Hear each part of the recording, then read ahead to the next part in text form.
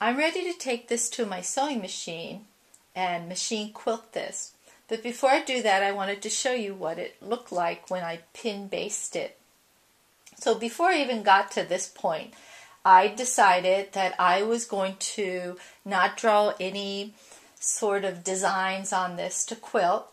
I was just going to do what's called stitch in the ditch, where I take my sewing machine and I just stitch down these seam lines.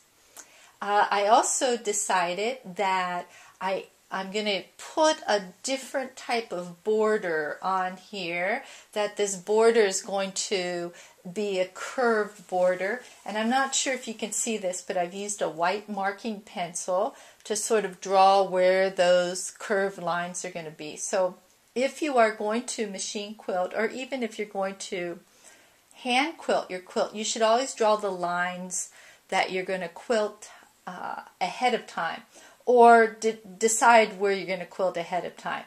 So after I've decided where I'm going to quilt and I've drawn my lines, then I make sure that I press the back. So this is the backing right here. I've pressed it, and then I found a table that's, this is not a great table, so I don't care if I get little marks in it. Or you can do this on the floor, or I could put some cardboard down ahead of time, but I like to lay it out on a table. I stretch the back with the right side down, and I tape this to that table. Then after I've taped it all the way around, then I take my batting. I lay my batting flat over the top of it. Notice that I've got extra backing and batting.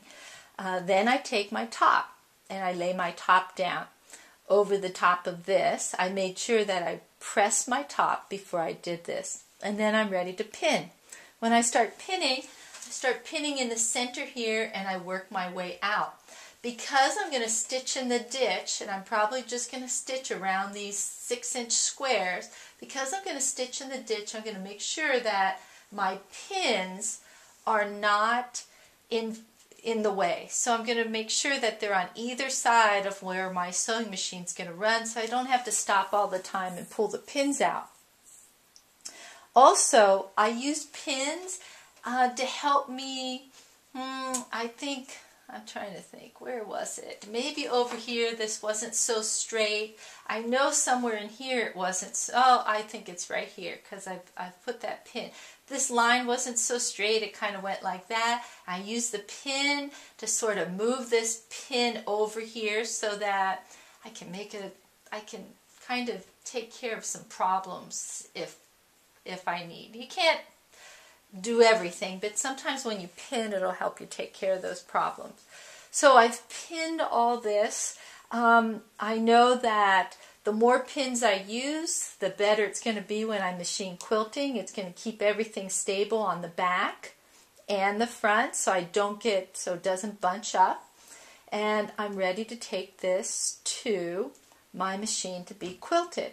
And when I do that, I'm just going to take up this tape and move the whole piece over to the machine.